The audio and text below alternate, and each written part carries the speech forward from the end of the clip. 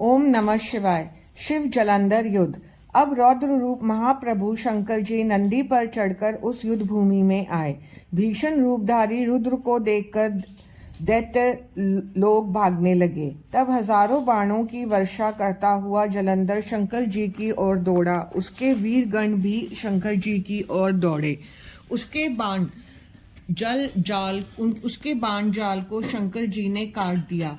खड़ग रोमा दैत्य को शंकर जी ने फरसे से काट दिया। वला का भी सर काट दिया। किसी को शिवजी के बैल ने ही मार भगाया। जलंधर ने अपने शुभांगी दैत्यों को धिक्कारा, परंतु वे भयभीत हुए लड़ने ही नहीं आते थे। तब क्रुद्ध जलंधर ने 70 बाणों की वर्षा से शिवजी को वेट डाला। शिवजी उसके सभी बाणों को काटते रहे। उन्होंने जलंधर की ध्वजा, छत्र आदि सभी को काट दिया। 7 बाणों से तीव्र आघात किया। धनुष कट जाने पर जलंधर ने गदा उठाई। शिवजी ने गदा के भी टुकड़े कर दिए। तब जलंधर शिव का रूप बना पार्वती के पास पहुंचा। पार्वती जी को देख मार्ग में ही उसका वीरपात हो गया। गौरी जी ने उसे दानव जानकर अंतर्ध्यान हो गई और सागर के तट पर चली गई। तब विष्णु पार्वती जी के पास पहुंचे। पार्वती जी ने कहा, क्या तुम्हें दुष्ट जलंधर का कृत्य मालूम है? विष्णु जी ने हाथ जोड़कर कहा, मुझे तुम्हारी कृपा से सभी कुछ मालूम है।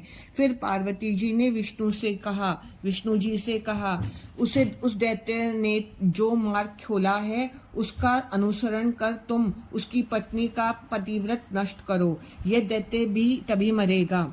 वृंदा का पतिव्रत भंग। तब विष्णु भगवान जलंधर के नगर में जाकर उसके एक उद्यान में ठहर गए। वृंदा ने स्वप्न में देखा कि उसका पति नग्न हो, सिर पर तेल लगाए महिष पर चढ़ा दक्षिण दिशा की ओर जा रहा है। वह काले रंग की फूलों की माला पहने हुए है। उसके चारों ओर हिंसक जीव हैं। उसका नगर समुद्र में डूब रहा है। तत्काल वह स्वप्न पर विचार करने लगी। उसका मन नहीं लगता था, अतः वह सखियों के साथ अटारी पर आई। फिर उपवन में घूमने गई। वहां उसने मौनी तपस्वी को देखा। भयभीत वृंदा ने उस मौनी के गले में हाथ डाल दिया। इससे वृंदा को भय हुआ। उसने मुनि को प्रणाम करके कृतज्ञता प्रकट की। फिर मुनि के पास 2 वानर आए। वे आकाश में उड़े और जलंधर का सिर तथा दृढ़ लेकर मुनि के पास आए। फिर पति को मृत जान वृंदा मूर्छित हो गई। अनेकों प्रकार का करुण विलाप करने लगी। फिर मुनि से कहा कि हे कृपा निधे, इस मेरे पति को आप जीवित कर दीजिए। और दैन्य भाव से मुनि के चरणों पर गिर पड़ी। तब मुनि ने कहा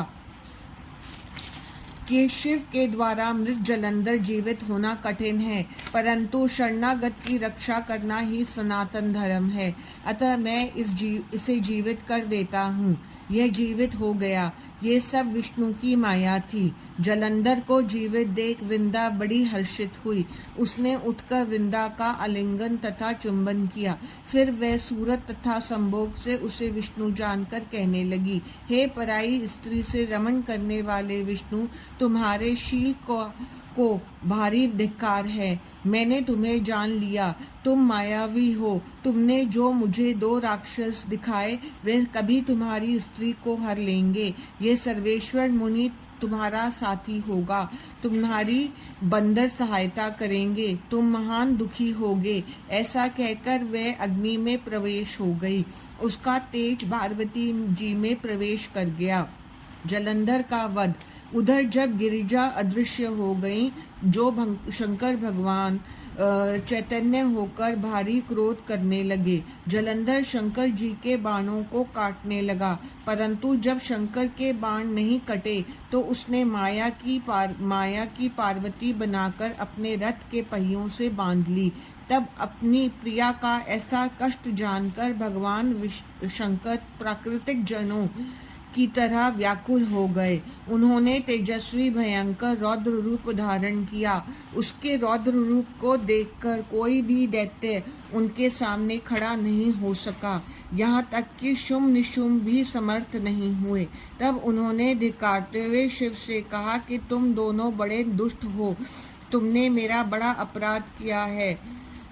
तुम पार्वती को मारते हो और युद्ध से भागते हो। भागते को मारना पाप है, इससे मैं तुम्हें नहीं मारूंगा, परंतु गौरी तुम्हें अवश्य मारेगी।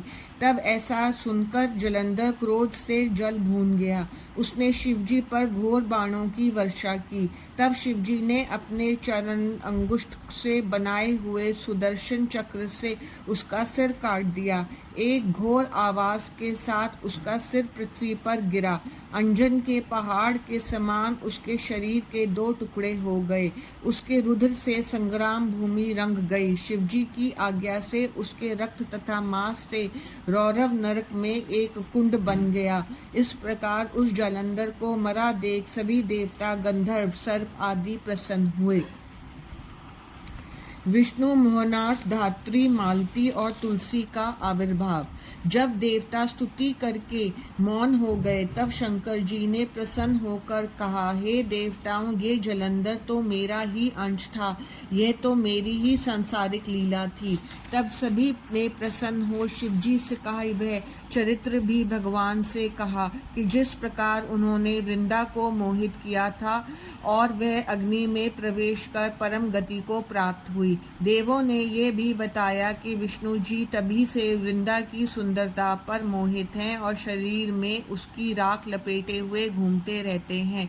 आप उन्हें समझाइए, क्योंकि चराचर प्रकृति तुम्हारे अधीन है। यह सुनकर शंकर जी ने अपनी दुस्तर माया समझाई और कहा कि ये चराचर रूप जगत उसी माया के अधीन है, उसी में मोहित हो विष्णु जी काम के वश हुए हैं। महादेवी उमा त्रिवेदी की जननी है तथा प्रेम है, वही मूल प्रकृति गौरा कहलाती हैं। अतः आप विष्णु जी के मोह को दूर कराने के लिए उन्हीं की शरण में जाइए।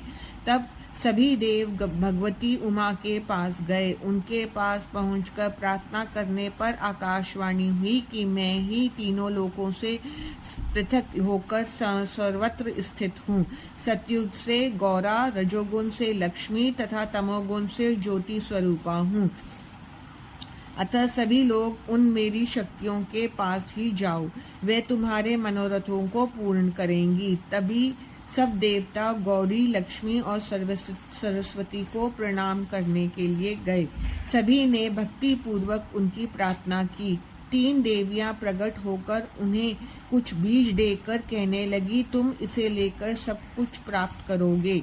सभी देवता उन्हें लेकर विष्णु के पास गए और वृंदा की चिता भूमि में डाल दिया। उससे धात्री, मालती और तुलसी प्रकट हुई। विधात्री के बीच से धात्री, लक्ष्मी के बीच से मालती तथा गौरी के बीच से तुलसी प्रकट हुई। धात्री और तुलसी ने प्रीति की। विष्णु जी ने उन वनस्पतियों को देख प्रीति पूर्वक बैकुंठ को चले गए। वे पूर्वत सुखी हो शंकर जी का चिंतन करने लगे।